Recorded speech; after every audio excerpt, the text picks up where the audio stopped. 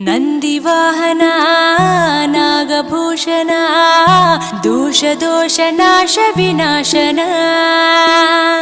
ಸೃಷ್ಟಿಕಾರಣ ನಷ್ಟಹಾರಣ తమోరజో సత్వగుణ విమోచన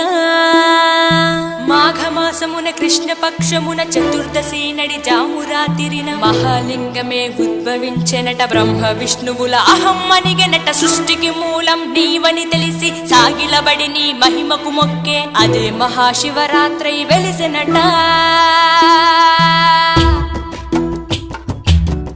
అరే ఓ జంగమా విభూది లింగమా పక్కన పార్వతమ్మ తలపై గంగ